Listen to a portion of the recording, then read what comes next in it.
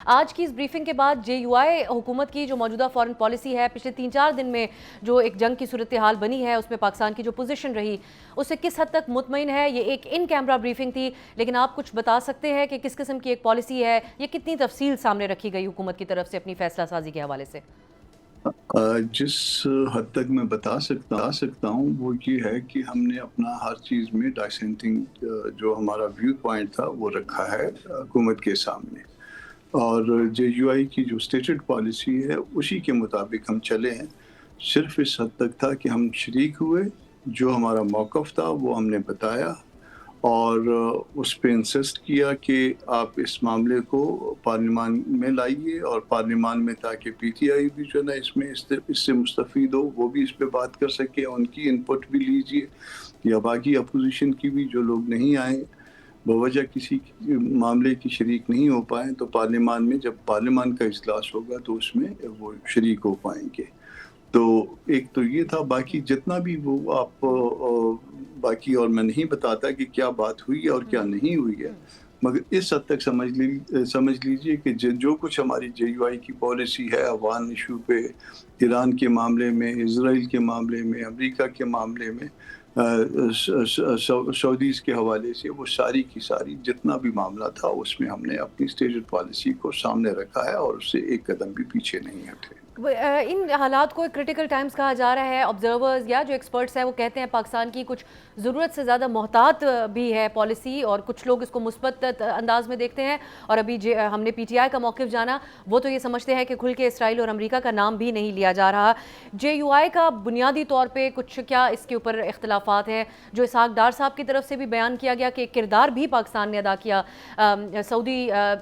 جو defence packet ہے اس کے اعتبار سے ایرانی حکام سے بات چیت کر کے، تو بنیادی طور پہ کامران صاحب جے یو آئی کا کیا موقف ہے؟ بنیادی طور پہ موقف ہمارا یہ ہے کہ اسرائیل کو کہیں کسی حوالے سے فائدہ نہیں ملنا چاہیے، امریکہ کو کوئی یہاں اس خطے میں جو ہے مداخلت کا موقع نہیں ملنا چاہیے، افغانستان کے ساتھ معاملات بات چیت کے ذریعے حل ہونے چاہیے، اور جہاں پہ مسلمان ممالک کا معاملہ آ جائے گا، جیسے ایران کی کسی اور ملک میں، مسلمان ملک میں کوئی حملوں کی بات آ جائے گی، اس معاملے میں جو ہے وہ کچھ مسلمان ممالک ایسے ہیں جو کردار ادا کر سکتے ہیں، ان کو اپنا کردار ادا کرنا چاہیے اور اس معاملے کو سیٹل کرنا چاہیے۔ تو اس لائن پہ مولانا صاحب نے بات کی آج، اور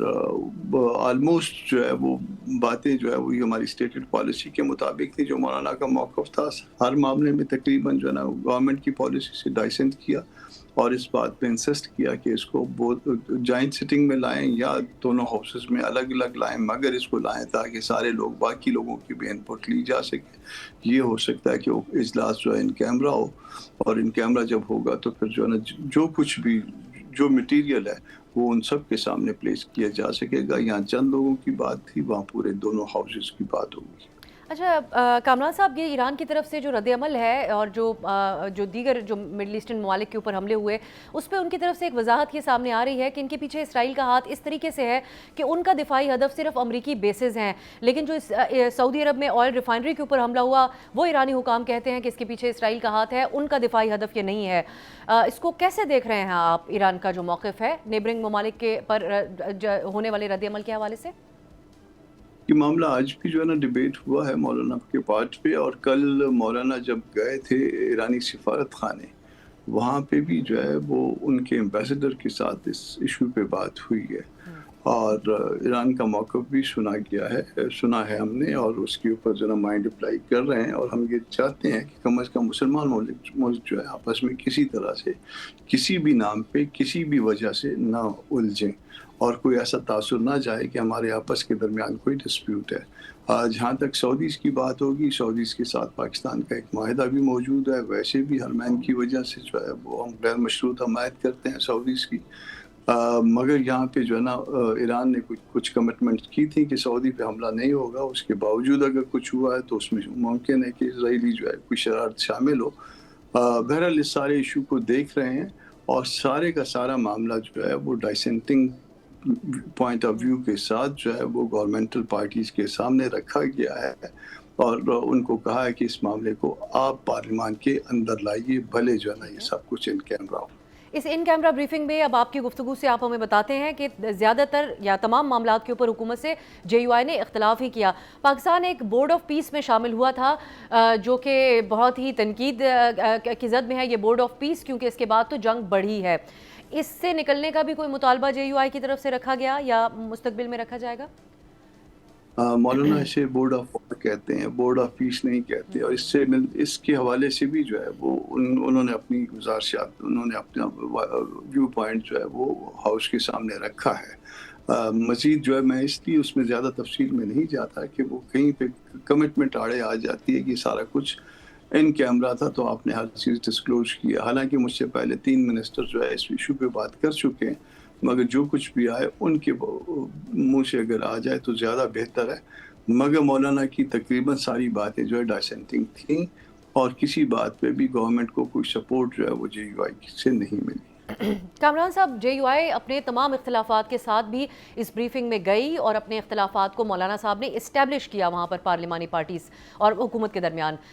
جو اپوزیشن لیڈر ہیں ان کو اور پی ٹی آئی کو دعوت دی گئی تھی پرائم منسٹر صاحب کی طرف سے، انہوں نے شرکت نہ کرنے کا فیصلہ کیا، یہ کہتے ہوئے کہ تمام پارلیمان کو اعتماد میں لیا جائے. اس کو آپ کیسے دیکھ رہے ہیں اس فیصلے کو؟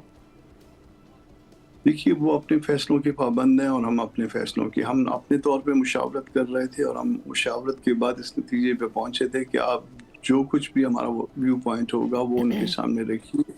وہ ڈائسینٹنگ ہونا چاہیے، وہ مسلم امہ کے مفاد میں ہونا چاہیے، وہ پاکستان کے مفاد میں ہونا چاہیے، اور ویسا ہی کیا گیا. اب کسی اور نے اگر شرکت نہیں کیا تو یہ پھر ان کا مسئلہ ہے. مگر جیسے ہی جب اس معاملے سے فارغ ہوئے تو کچھ چیزوں کے لیے پھر جو ہے اپوزیشن لیڈر کو مولانا صاحب نے اعتماد میں لینے کے لیے ٹیلی فون کیا تھا، مگر اس وقت شاید وہ کسی میٹنگ میں تھے. پھر کچھ ایک چیز کے حوالے سے مجھے کہا گیا کہ آپ جو ہے بیرسٹر گوہر کو جو ہے نا یہ چیز جو ہے نا فون کر کے بتا دیجیے. وہ پھر میں نے ان کو اعتماد میں لیا تھا اس حوالے سے. اور ان کا کیا اس پہ رد عمل تھا بیرسٹر گوہر صاحب کا؟ کیونکہ پی ٹی آئی میں کچھ ڈویژن اس بریفنگ کے حوالے سے بھی ہے. سینیٹر علی ظفر صاحب کہتے ہیں کہ ہمیں جانا چاہیے تھا، ہمارے مطالبے پہ بریفنگ ہوئی ہے. میرا تو یہی ویو پوائنٹ ہوگا کہ جانا چاہیے تھا، کیونکہ ہم گئے ہیں اور ہم نے مقاصد حاصل بھی کیے ہیں. ہم نے اپنا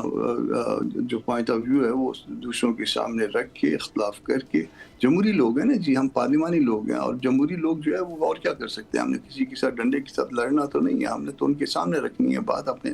دلیل کے ساتھ، اور وہ دلیل کے ساتھ ساری باتیں مولانا صاحب نے سامنے رکھی ہیں. تو یہی کام جو ہے وہ پارلیمان کے لوگ کر سکتے ہیں، اور یہی کام پارلیمان کے لوگوں نے کیا ہے. اور اس کو الٹیمیٹلی اگر پارلیمان تک ہم لانے میں کامیاب ہو جاتے ہیں اس پورے معاملے کو، تو یہ بذات خود ایک کامیابی ہے. اور حکومت کی طرف سے کوئی پازیٹیو رسپانس تھا جو آپ لوگوں کی طرف سے ڈائسنٹ تھا یا جو اختلاف رائے تھا اس پر؟ ظاہر ہے وہ مولانا کی بات اتنی دلیل کے ساتھ ہوتی ہے کہ ان کے مخالف بھی جو ہے نا اگر سامنے نہ مانے تو دل سے مان رہے ہوتے ہیں. سبسکرائب کریں اور بیل دبائیں تاکہ کوئی خبر رہ نہ جائے.